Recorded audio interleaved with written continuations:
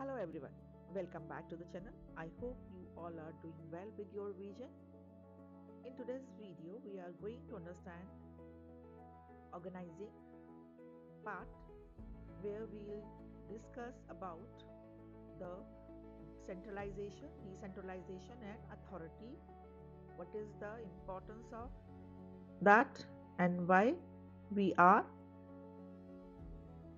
finding the difference of centralization and decentralization in the organization, why we are using decentralization at some places and why we are using centralization at some places, right? So to start with this portion, you will find it easier to understand the difference between centralization and decentralization.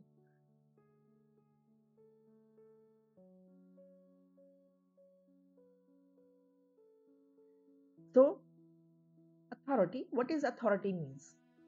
अगर हम authority की बात करें तो authority क्या है, हमने पहले भी पढ़ा था अथॉरिटी रिस्पॉन्सिबिलिटी।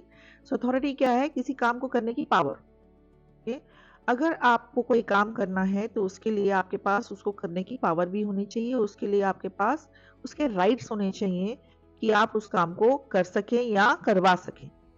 अगर आपके पास वो राइट्स नहीं है काम करने के लिए या आपके पास उतनी पावर नहीं है, right and power if not being provided to you, what will happen? The task can not being done which is being assigned to the person. So authority means that the right of an individual to take decisions and to command his subordinates. It is the sum of rights and powers entrusted to a person to enable him to perform the assigned tasks. It is the legitimate right of an individual. It is a right to command and control others. It is bound by certain limits and used to achieve organizational objectives and determines the superior subordinate relationship. It is the key to the manager's job and can be delegated by him to his subordinates. तो एक जो है manager के job को perform करने के लिए सबसे इम्पॉर्टेंट है उसके पास अथॉरिटी होना, राइट? अथॉरिटी को डेलीगेट भी किया जा सकता है सबॉर्डिनेट्स को, पर जब अथॉरिटी डेलीगेट होती है तो उसके साथ रिस्पॉन्सिबिलिटी भी आपकी बन जाती है जिसके पास अथॉरिटी डेलीगेट की जाती है, but the final authority will remain in the hand of the person to whom it is being provided और फाइनल रिस्पॉन्सिबिलिटी भी उस पर्सन के पास पर ही रहती है। Now meaning of delegation of authority. अब हमने कहा अथॉरिटी क्या है, अब डेलीगेशन ऑफ अथॉरिटी का मतलब क्या है? जब एक मैनेजर अपने अथॉरिटी का कुछ हिस्सा दूसरे को देता है, जब उसे वो काम कराना है, अपने काम का कुछ पार्ट उसको सौंपता है कि ये काम आपको परफॉर्म करना है, तो उसको अपनी कुछ अथॉरिटी भी उसको देनी पड़ती है। उस काम को, उस पार्ट को करने के लिए उसको अथॉरिटी देनी पड़ेगी ताकि वो उस टास्क को परफॉर्म कर सके। This is what we call to be delegation of authority. So delegation of authority takes place when a manager assigns a part of his work to others and give them the authority to perform the assigned task. क्या दिया उसने? अपना काम का एक हिस्सा उसने दूसरों को दिया और उनको अथॉरिटी दी उस काम को पूरा करने के लिए, परफॉर्म करने के लिए। तो क्या हो गया? इसे हम कहेंगे delegation of authority. The manager who delegates authority holds his subordinate responsible for proper performance of the assigned task. Thus, the process of delegation involves assigning duties, entrusting authority and imposing responsibility on subordinates. तो इसे क्या होता है? Manager ने जब दिया उसको तो सबॉर्डिनेट को रिस्पॉन्सिबल भी करेगा कि ताकि उस जो टास्क को प्रॉपरली परफॉर्म करे। तो डेलीगेशन क्या है? ड्यूटीज देना, राइट, उससे रिलेटेड अथॉरिटी देना और उस पर्सन को रिस्पॉन्सिबल बनाना उस काम के लिए is called to be delegation of authority. The delegation of authority means granting of authority to subordinate to operate within prescribed manner.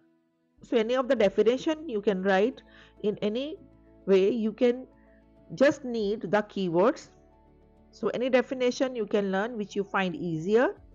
Children, delegation does not imply reduction in the authority of the superior. He can at any time take back or reduce the delegated authority. तो उसकी reduction नहीं हुआ, उसने सिर्फ pass on किया है for time being. अगर वो चाहे तो जब भी उसे वापस ले सकता है और वो उसकी डेलीगेटेड अथॉरिटी को रिड्यूस भी कर सकता है। Delegation involves downward transfer of authority from a superior to a subordinate. तो डेलीगेशन कब होगा? डेलीगेशन टॉप से बॉटम में होता है, और responsibility down to upward. So up to downward is a delegation of authority, and responsibility moves from downward to the upward. Delegation is always done within certain limits. While delegating, the manager defines the limit within which subordinates can exercise their authority. एक manager अपनी पूरी power और पूरी authority delegate नहीं करता, उसका कुछ हिस्सा ही वो पास ऑन करता है। डेलीगेशन अथॉरिटी इसलिए हो जाता है ताकि जो काम है वो आपका आसानी से हो सके, सिस्टमैटिक हो सके, और टॉप मैनेजमेंट जो है कुछ आपके जो क्रूशियल पॉइंट्स हैं बिजनेस के या जो मेन एक्टिविटीज़ हैं उन पर ज़्यादा कंसंट्रेट कर सके और डे टू डे एक्टिविटीज़ वो अपने सबॉर्डिनेट से करा सकें, right. Delegation of authority is a systematic process rather than an arbitrary और एड हॉक एक्सरसाइज। ये एक सिस्टमैटिक प्रोसेस है, एक सिस्टम से चलता है आपका, राइट, और कभी कभी होने वाली प्रोसेस नहीं है। जनरली आपके ऑर्गेनाइजेशन में आपको रूटीन बेसिस पे डेलीगेशन दिखता है। What is the importance and advantage of delegation? So when the size of organization expands, a manager alone cannot do all the work himself. He has to share his work with others. An executive can extend his personal capacity through delegation of authority. तो क्या है, organisation का size जैसे जैसे बढ़ता है, manager की responsibilities बढ़ती जाती हैं, उसका वर्कलोड बढ़ता जाता है, सारे काम वो खुद नहीं कर सकता, उसके लिए फिर उसे एक जो है अपने काम को दूसरों से शेयर करना पड़ेगा। और जब वो शेयरिंग करता है यानी कि अपनी अथॉरिटी डेलीगेट करता है तो उससे उसकी कैपेसिटी बढ़ती है, यानी कि वो ज़्यादा इंपॉर्टेंट और ज़्यादा क्रूशियल चीज़ों पर अपना ध्यान लगा सकता है। तो क्या है आपका फ़ायदे? First is relief to top executives. It enables the manager to share his work load with his subordinates. It reduces the burden of work on senior executives by transferring routine work to subordinates. A manager can concentrate on important policy matters. This way he can make use of his valuable time and ability properly. तो क्या होता है, वो concentrate क्या कर रहा है, important policy matters पे वो कंसंट्रेट कर सकता है, रूटीन जॉब्स को सबऑर्डिनेट को दे देता है, उससे क्या होता है अपने वैल्यूएबल टाइम और एबिलिटी को अच्छे से वो यूज कर सकता है। Second is scalar chain. It creates a chain of superior subordinate relationship among managers. It also direct and regulate the flow of authority from top to the bottom of the organization and serves as a basis of management hierarchy. क्या कर रहा है, superior subordinate relationship को chain बना रहा है, और एक क्या कर रहा है, रेगुलेट और डायरेक्ट कर रहा है अथॉरिटी के फ्लो को टॉप से बॉटम तक, जिससे कि मैनेजमेंट हिराकी का आपका जो है आपको पता चलता है। Third is specialisation. Specialisation means किसी काम को बार बार करने से जो आप उस काम में एक्सपर्ट हो जाते हो, उस काम को अच्छे से करते हो, वेस्टेज कम होती है, मटेरियल अच्छे से यूटिलाइज होता है, बेटर वर्क परफॉर्मेंस हो जाती है, टाइम सेव होता है, right. That is what we say the word becomes specialisation. An executive assigns jobs to its subordinates according to their abilities and experience. It leads to division of work, which helps in specialization, which results in better utilization of human and material resources. Then is quick decision. The subordinates are granted sufficient authority to take decisions. They need not go to their superior time and again. तो क्या है, उसको बार बार अपने superiors के पास नहीं जाना पड़ता। Subordinates को एक सफिशिएंट अथॉरिटी दे दी है कि वो ऐसे इन सब चीज़ों में डिसीजन ले सकता है। सो दैट्स वाई उनको बार बार नीड नहीं होती अपने सुपीरियर के पास जाने के लिए। For taking decision concerning the routine matters, this increases the speed of decision making. तो डिसीजन मेकिंग क्विक हो जाती है। Then motivation of subordinates. Some employees like to have more responsibilities as it provides a feeling of status and recognition to them. They feel motivated when he get it authority. They get higher job satisfaction and show better performances as a result of trust on them. तो क्या है, कुछ लोगों को अच्छा लगता है कि जब उनको ज़्यादा काम के लिए रिस्पॉन्सिबल बना दिया जाता है, उन्हें कुछ अथॉरिटी मिलती है ताकि वो और काम कर सकें, तो उन्हें स्टेटस और रिकग्निशन की फीलिंग प्रोवाइड होती है। तो क्या होता है, उनको जॉब सेटिस्फेक्शन मिलता है और अपना काम वो ज़्यादा अच्छे से परफॉर्म कर सकते हैं और इससे ऑर्गेनाइजेशन के रिजल्ट भी बेटर हो जाते हैं। growth and diversification, delegation of authority at all levels, delegation of authority at all levels facilitates expansion and growth of the organization. So delegation of authority at all levels, मतलब हर level पर facilitate expansion and growth of the organization, expansion and growth करती है organization का. As the quality of managerial talent at all levels improves, organization can face the future challenges better. क्योंकि अगर quality managerial talent की बढ़ती है हर level पे तो उससे क्या होता है, ऑर्गेनाइजेशन जो है चैलेंजेस जो हैं फ्यूचर में और अच्छे से फेस कर सकते हैं. इससे ऑर्गेनाइजेशन को ग्रो करने में, डाइवर्सिफाई करने में, राइट, और एक्सपेंड करने में जो है अपनी एक्टिविटीज को मदद मिलती है. Then is decentralisation. अब डेलीगेशन कहा कि अपनी पावर को किसी को आगे पास ऑन करना कहलाता है delegation, right. Like in the school, the principals can provide the authority to the vice principal, and at times the authority will be passes on to the teachers कि they can take decisions about the syllabus is to be finished within a whole year. So how they have to finish up the syllabus, कि किस तरह से उसको change करना है, right. If let's suppose till the mid of exam up to September they have to complete 75% of the syllabus, so they can choose the chapters in between from the syllabus, which chapters they want to finish first. Rather than going in the sequence, they can go randomly and they choose the chapters from in between as well to be finished first. Rather than completing the previous chapter first, they can complete the last chapters first as well. So that is being they are provided this authority. They have to finish up the work but on time, but in what sequence, the sequence is being left on them. This is what they are being delegated the authority of that. Now decentralization. अब decentralization क्या है? It is the systematic efforts to delegate to the lowest levels of authority except that which can be exercised at central points. This is except, not accept. So EXCEPT, except. Except means उन जो central point पे duties हैं उनको छोड़ के बाकी सारी powers को डाउन लेवल तक, आपके सबसे बिलो लेवल, लोअर लेवल तक उस सब पावर्स को डिस्ट्रीब्यूट कर देना. So it is not the manager has to pass on the authority. This authority is already being given to someone who is working at that particular position. वो क्या होता है आपका डिसेंट्रलाइजेशन. जब पावर और अथॉरिटी जो है एक सिस्टमैटिकल वे में नीचे लोअर लेवल तक डिवाइड कर दी जाती है और डिसीजन मेकिंग पावर उनके हाथ में होती है. They are themselves responsible and that power is not being taken away by anyone because it is their own authority and their own power. That is called to be decentralization. Decentralization of authority means systematic disposal of authority in all departments and at all levels of management for taking decisions and actions appropriate at the respective level.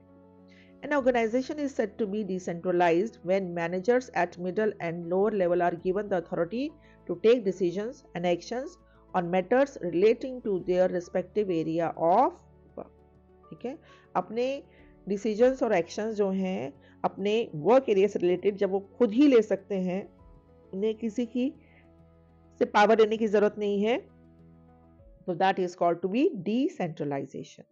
So earlier also I have told you children, any definition कहीं पर भी meaning देने हैं तो आप meaning में कहीं भी से कोई भी डेफिनेशन याद कर सकते हैं, प्रोवाइडेड आपके कीवर्ड्स उसमें होने जरूरी है. मेरिट्स, एडवांटेजेस और benefits of decentralisation, right. So क्या करेगा ये आपका decentralisation? Reducing the burden of top executives, जैसे कि आपका डेलीगेशन में भी था. It helps you to reduce the workload of top executives as they can devote greater time and attention to important policy matters by decentralizing authority for routine operational decisions. तो generally जो decentralisation होता है वो आपका जो routine जो हमारे operational decisions हैं उनसे रिलेटेड ही होता है. जो मेन आपकी पॉलिसीज मेकिंग है वो आपके जो है टॉप मैनेजमेंट के हाथ में ही रहती हैं. Motivation of subordinates, it's helped to improve the job satisfaction and morale of the lower level managers. It satisfies their needs for independence, participation and status. It also forced a team spirit and group cohesiveness. So delegation and decentralization, generally they have same type of advantages, but decentralization are more specifically providing better benefits as compared to delegation of authority, because delegation में आपका जो employ है उसके उसके he may feel कि his powers may be or his authority may be taken back, right? Or at times he may do work better because he knows कि he will not do the work effectively, his powers will be taken back. But यहाँ पर already power मिली है तो आपका जो daily level पर काम वैसा ही चलेगा. No powers will be taken back, no reduction in the authority, right, no reduction in the power. It's so they are doing their work on a routine basis with the same set of mind. Better decisions. Authority to make decisions is placed in the hands of those who are responsible for executing the decisions. This helps in more accurate and faster decision making. This also avoids red tapeism and delays. तो आपका red tapeism नहीं होगा और delays नहीं होगा क्योंकि जिसने काम किया है, जिसके पास authority है, उसने ही काम किया है, तो आपका it avoids red tapeism. Next is innovations and creativity. Each product division is given sufficient authority और sufficient autonomy for innovations and creativity. Her division को एक प्रॉपर ऑटोनॉमी और इनोवेशन और क्रिएटिविटी के लिए आपको पूरा जो है प्रोवाइड किया जाता है scope. The top management can look after a giant enterprise due to departmentalisation. This helps in growth and diversification of the organisation. तो departmentalisation is an example of what? It's an example of decentralisation. और इससे क्या है था, growth और diversification में help मिलती है. Development of management or executives, it gives an opportunity to subordinates to take their own judgment. They learn the artificial art of exercising decision making authority. There is a better utilization of lower level executives. Then effective communication. The span of organization is wider and there are fewer level of organization. तो span organisation का जो है काम करने का जो है wide हो जाता है, जबकि लेवल ऑर्गेनाइजेशन के कम हो जाते हैं. देयरफॉर कम्युनिकेशन सिस्टम जो है इफेक्टिव हो जाता है और जो सुपीरियर और सबऑर्डिनेट्स में आपके इंटीमेट रिलेशन डेवलप होते हैं. Next is effective supervision and control. Managers at lower level have enough authority to make changes in their own work assignments. They can make changes in production schedules in supervision and to take disciplinary actions. Control can be made effective by evaluating the performance of each department in the right, clear and predetermined standards. तो right, clear and predetermined standards आपके जो हैं, right होता है आपका, clear है, और predetermined standards जो सेट किए उसके बेसिस पे आपका कंट्रोल देखा जाता है और जो आपका परफॉर्मेंस का इवैल्यूएशन उसी के बेसिस पर होता है. तो सुपरविजन और कंट्रोल क्यों अच्छा है कि लोअर लेवल के पास अथॉरिटी है अपने असाइनमेंट को करने की और उसमें चेंजेस करने की, और वो अपनी प्रोडक्शन शेड्यूल में, सुपरविजन में और डिसिप्लिनरी एक्शन में भी चेंज कर सकते हैं, क्योंकि कंट्रोल जो होता है डिपार्टमेंट्स का वो इवैल्यूएशन किससे होता है, उनकी परफॉर्मेंस के बेसिस पे, और जो कि बहुत ही क्लियर और प्रीडिटरमाइंड स्टैंडर्ड्स जो रखे होते हैं उनके बेसिस पे उनकी परफॉर्मेंस इवैल्यूएट होती है. नेक्स्ट, डीमेरिट्स और disadvantages of decentralisation.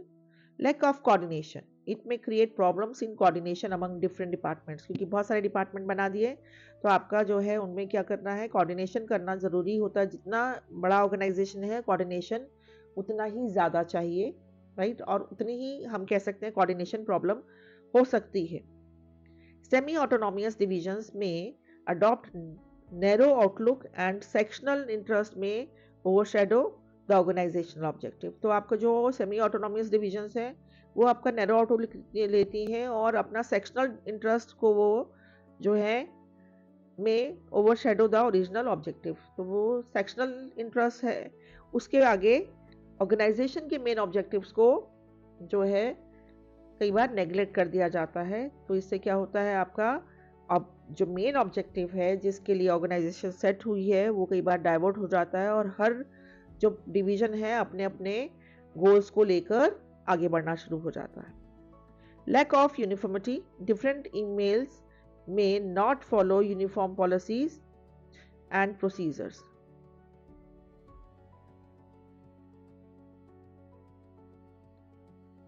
So it is not email, children.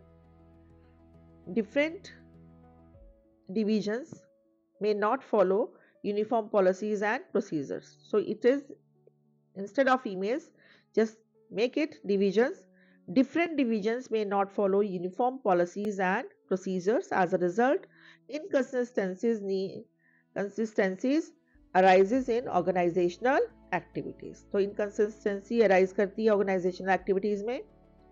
Heavy overheads, overhead क्या हुए, जो खर्चे हैं आपके बिजनेस के, लाइक आपको मॉडिफिकेशन करना है डिफरेंट डिपार्टमेंट में, आपका जो है डिसीजन मेकिंग है आपकी, आपके उसका स्टाफ हो गया, कई बार डुप्लीकेशन ऑफ वर्क हो रहा है, तो उससे क्या होता है, ओवरहेड्स आपके बढ़ जाते हैं। It may result in higher administrative expenses as it require qualified managers for different divisions. हर एक डिपार्टमेंट के लिए अलग मैनेजर चाहिए, तो उसका खर्चा, डुप्लीकेशन ऑफ वर्क हो रहा है उसका खर्चा, लाइक सभी डिपार्टमेंट अपना प्रोडक्ट अलग अलग खरीद रहे हैं, सभी डिपार्टमेंट अपना अलग अलग सेल कर रहे हैं, सभी का फाइनेंस डिपार्टमेंट अलग हो गया, तो क्या हो जाएगा, उससे आपके ओवरहेड एक्सपेंसेस बढ़ जाएंगे। Trained managers are required at a lower levels to exercise decision making authority, that also increases the overhead cost. Unsuitable for small firms, छोटी फर्म्स के लिए आपका डिसेंट्रलाइजेशन नहीं हो सकता, क्योंकि है creation of autonomous decentralised units requires broad product lines, this is not possible in small firms. तो स्मॉल फर्म्स में डिसेंट्रलाइज पॉसिबल नहीं होता। Then external constraint, external constraint यानी कि बिजनेस के बाहर क्या कंस्ट्रेंट हैं बिजनेस के लिए। A company faces many uncertainties like increasing competition, growing power of trade unions, government interventions, development of AI, raising cost of executives, etc. This reduces the extent of decentralization. तो external constraint क्या है?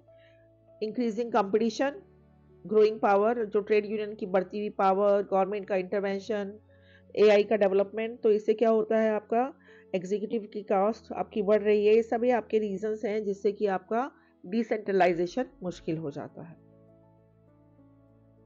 Difference between delegation and decentralization. First is the nature. Delegation is a compulsory act. ठीक है, ज़रूरी है आपका delegation, क्योंकि power मिली है तो आपको नीचे करना है। अगर अपना काम अच्छे से मैनेजर को करना है तो उसको अपनी पावर थोड़ी सी डेलीकेट जो है आपको डेलीगेशन करना पड़ेगा। डिसेंट्रलाइजेशन जो है वो आपका जो है इट्स कंपल्सरी नहीं है, ये ऑप्शनल पॉलिसी है और वो आपके टॉप मैनेजमेंट के डिसीजन पे डिपेंड करती है। So delegation is a compulsory act and no manager can perform all tasks on his own, whereas decentralization is an optional policy based on the decision at the discretion of the top management. What is the purpose? Delegation is done to reduce the burden of the managers, whereas decentralization is done to increase the role and autonomy of lower level managers.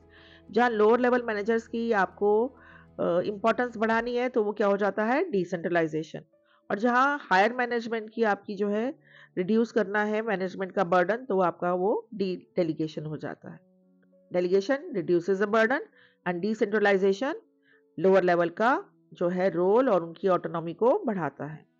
Scope, the scope of delegation is narrow as it is confined to a superior and his immediate subordinate. So अपने सिर्फ immediate subordinate को ही दे सकता है, पर delegation का broad है scope, क्योंकि delegation top से बॉटम तक पूरी तरह से डिवीजन हो जाता है आपका, right. Decentralisation is a result, this is decentralization is wide as it involves extension of delegation to the lowest level of management. Then this fourth status, delegation is a process of sharing task and authority, whereas decentralization is a result of the policy decisions taken by the top management, right. Freedom of action. In delegation, freedom is less to take decision due to more control by the superior. But decentralisation में क्योंकि नीचे तक सारी की सारी powers आपकी distribute कर दी हैं, तो आपकी जो है फ्रीडम एक्शन की ज़्यादा होती है. There is more freedom of action due to less control by the top management. आपका डेलीगेशन में टॉप मैनेजमेंट का आपका कंट्रोल होता है उनका, इसलिए डिसीजन जो है आपका कंट्रोलेबल होता है, आपका फ्रीडम कम होता है. सेंट्रलाइजेशन. अब सेंट्रलाइजेशन क्या है? अगर जो पावर्स हैं सारी की सारी हाई लेवल के पास ही रहें, सारे डिसीजंस मेकिंग उनके हाथ में ही है, राइट? सारी अथॉरिटी उनके हाथ में ही है. हर काम के लिए लोअर मैनेजमेंट को टॉप मैनेजमेंट से कंसल्ट करना पड़ रहा है, उनसे बात करनी पड़ रही है, उनसे पूछना पड़ रहा है. That is called means centralisation of authority. Centralisation authority refers to systematic and consistent retention or concentration of authority for decision making at top or higher level management is called centralization. So what is there? Retention or concentration of authority for decision making in the hands of top management or the higher level management is called to be centralization. In a centralized organization, the top management retains absolute authority. मतलब पूरी authority उनके हाथ में ही है for making almost all decisions on the functioning of the organization.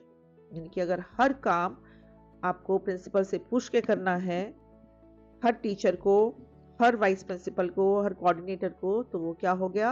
Centralisation of authority. Differentiate between centralization and decentralization.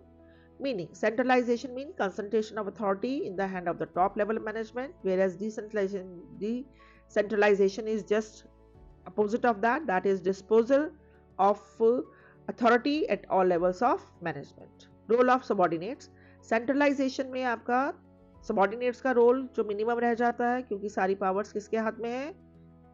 High level management के. Decentralisation में subordinates का role बढ़ जाता है, मैक्सिमम पावर्स क्योंकि नीचे तक आपकी डिस्ट्रीब्यूट हो गई हैं. In centralization the role of subordinates is minimum और whereas decentralization role of subordinate is maximum.